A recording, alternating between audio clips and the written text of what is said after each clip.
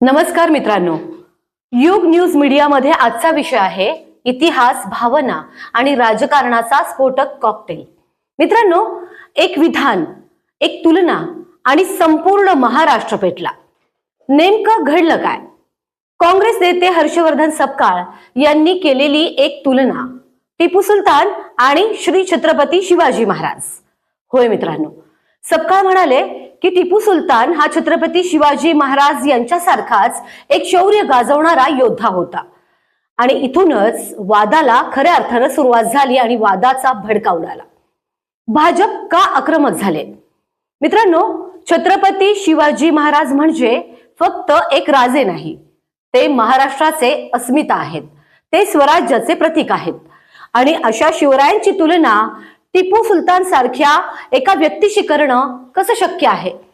भारतीय जनता पक्ष यांनी थेट रस्त्यावर उतरत पुण्यामध्ये काँग्रेस भवनासमोर जोडे मारो आंदोलन केलं। पुणे, नाशिक, अहिल्यानगर आणि राज्यभर। अहिल्यानगरमध्ये तर श्री छत्रपती शिवाजी महाराजांच्या पुतळ्यासमोरच टिपू सुलतानाच्या पुतळ्याचं दहन, घोषणाबाजी, निदर्शने आणि एकच मागणी करण्यात आली, हर्षवर्धन सपकाळ यांनी तात्काळ राजीनामा द्यावा। सपकाळ यांची भूमिका याबाबत काय होती? तर आता इथेच ट्विस्ट आहे मित्रांनो। हर्षवर्धन सपकाळ म्हणतात, माझं विधान हे तोडून मोडून मांडण्यात आलेलं आहे। पण मित्रांनो, लक्षात ठेवा, राजकारणात भावनांशी खेळ झाला की स्पष्टीकरण हे उशिरा पडतं आणि भाजप म्हणते स्पष्टीकरण मान्य नाही, माफी पुरेशी नाही, राजीनामाच हवा आहे। राजकारणाचा पुरता फटका कोणाला?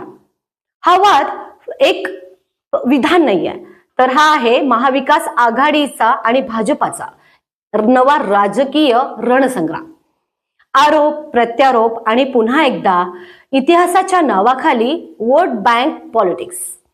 आता माझं थेट ओपिनियन ऐका, युग मीडिया स्टुडिओ लाईव्ह।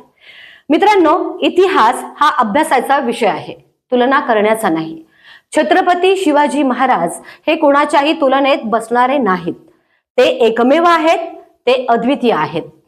राजकारण्यांनी इतिहासाचा वापर विधानांसाठी नव्हे तर शिकण्यासाठी केला, कारण एका चुकीच्या वाक्याची किंमत संपूर्ण समाजाला तणावामध्ये टाकू शकते। इतिहासावर बोलताना शब्द जपून वापरा, भावना दुखावतील अशी तुलना टाळा आणि महाराष्ट्राच्या अस्मितेशी खेळ कुणालाही परवडणारा नाहीये। तुमचं मत काय आहे? कमेंटमध्ये नक्की सांगा।